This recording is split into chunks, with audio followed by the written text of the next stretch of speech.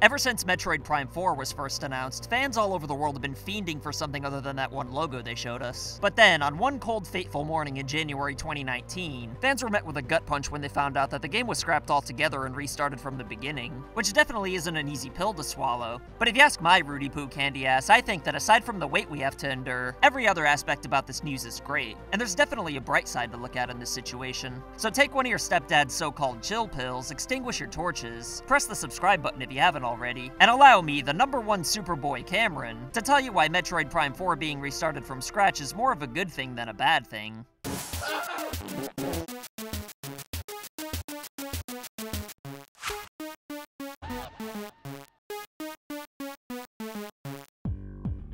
I know it hurts that we have to wait a few more years before Metroid Prime 4 comes out. I really do. But to be honest, I'm really not all that surprised. Because if all we had was a logo after 2 years of the game being announced, I kinda figured something was up. I didn't think the game was gonna be restarted from scratch or anything like that, but like I've been saying on this channel recently, I definitely wasn't expecting it in 2019. And to me, the first red flag was when Nintendo revealed that the people who made the first 3 Metroid Prime games, Retro Studios, wouldn't be developing the 4th installment. And I'm sure this is because they've been too busy making God knows what since 2014. In fact, this top-secret footage that was brought to me by my Inside Stooges suggests that Nintendo asked Retro Studios to make the game before anybody else. I got a date with Carol tomorrow.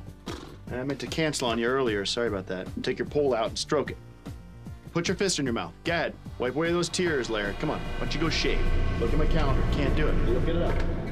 I have no idea what Retro's been working on this whole time, but years ago they said they were working on something that everyone wants them to make, and the only game that's come out since they've said this is Tropical Freeze, which is my personal favorite Donkey Kong Country game ever made. But as good as that game is, I really don't think that's what they were talking about when they said they're making a game everyone wants them to make. I don't know if Metroid Prime 4 being given back to them means that they scrapped whatever that mystery game was, or if it means they're just about done with it. But for the sake of Prime 4, I'm glad it's not being made by Foster developers anymore. I don't have a problem with new developers trying something different with existing IPs, but the last time they tried this with Metroid didn't exactly set the world on fire. And the Metroid Prime games are great for very specific reasons that are hard to put your finger on, so I was always a little hesitant when I found out somebody else was going to be working on it. It'd be like owning a really nice car and giving the keys to somebody who just got their learner's permit, because that's exactly what Nintendo and Retro did here, and wouldn't you know, this mystery developer ended up wrecking it. Despite my initial skepticism for the new developers though, I never thought for a second that we'd end up with a bad game. I understood that it meant a longer development time since most of the team was new to the series, but I kinda figured that if Nintendo trusts this new team to make a worthy sequel, then we all should too. Cause say what you want about N-Dog, but they know not to half-ass their games. And the fact that they just throw 2 years worth of time and money away to not shit on something everybody loves should be commended. We could blame the developers who botched the game and have since entered the Witness Protection Program, but at least we're not gonna end up with something like Sonic 06 just for the sake of having a new Metroid Prime game. Do you want it done fast, or do you want it done right?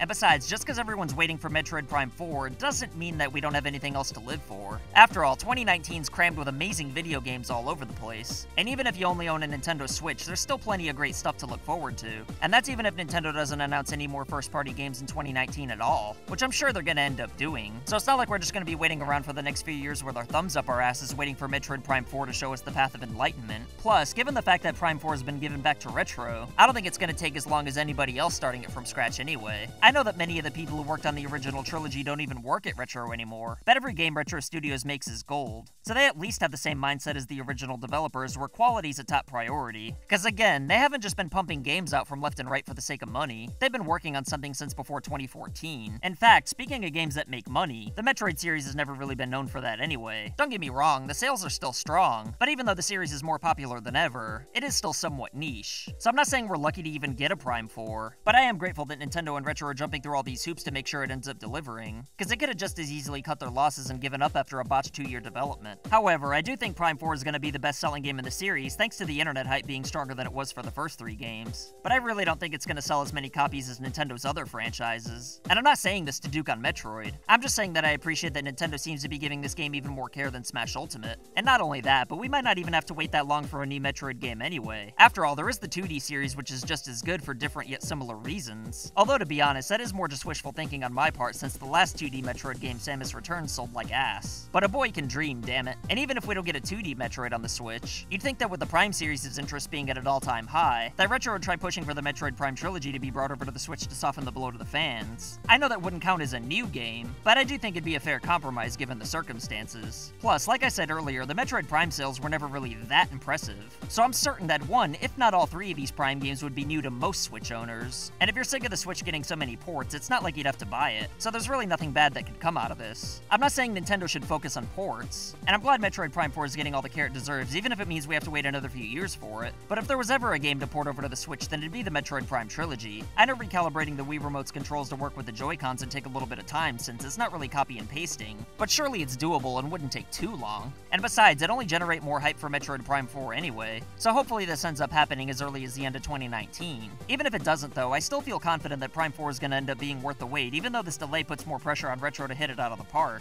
And who knows, maybe we won't even have to wait that long anyway. I'm under the impression that nothing they've been working on these past 2 years could be used, but I'm sure the story and concept art and all that are still probably salvageable, and the general direction the lead designer Kensuke Tanabe wanted to take the game in should still be figured out. But even so, I have no doubt in my mind that this game's going to end up being a classic in the long run. And while it sucks for now, it's not going to matter in the future when we look back on things. Like, nobody looks back on Sonic 06 and thinks, yeah, that game sucked, but I'm glad we got it out sooner back then rather than waited another year or two for a better game. Like I said, we've still got plenty of great games to play on the Switch in 2019, so I don't even know where Prime 4 would have fit into the picture anyway. I figured the game probably wasn't coming out till 2020, so what's another year or two really when we've been reassured that the game's gonna be good? I feel bad for the diehard fans whose favorite games of all time are in the Metroid Prime series, but I'm guessing that most of us are interested in other games as well, which is why I'm not too bothered by this news, because it doesn't mean we're gonna have a game drought on the Switch. It might not even mean we'll have a Metroid drought, but even if there really aren't any other Metroid games coming to the Switch, we still have an assload of good games coming to the Switch. We're just gonna have to wait a little longer for this one, and at least it's guaranteed to be good and not tarnish Metroid's good name. I'll admit, I was initially bummed about this, and if that's how you feel, I'm not saying you're wrong for feeling that way, but if you are bummed, then my advice for you would be to just look at the positives I mentioned, and to focus on and enjoy all these other good games we'll be getting in the meantime. So let's stop speculating about what t-shirts Reggie's wearing or anything like that until an actual trailer comes out, because it's just way more fun to focus on all the good things we have, rather than to focus on the one thing we won't get as soon as we thought. After all, it's not like the game was cancelled or anything like that. But while I'm talking about positive things, let me tell you, the badasses who support this channel on Patreon are just as awesome as Metroid Primes 4, 5, and 6 combined. And if you too want to be a part of this Hall of Fame, then consider joining our other patrons for loot boxes and Polaroids in the mail. Or if you want to support us by picking t-shirts or coffee mugs up, then you can be in our videos like these badasses right here if you just send us pictures or videos of you rocking it. What do you think about the Metroid Prime 4 delay though? Are you going to try to find the original developers that were put into witness protection and leave a bag of flaming poop on their doorsteps? Or are you just glad the game's being given the care it deserves? Either way, let me know what you think in the comments below, and as always, I'll pin whatever I find most entertaining or intriguing. Don't forget to subscribe if you're a sexy beast who likes being pandered to and end slates. And if you really want to help this channel grow, then liking and sharing this video really does go a long way.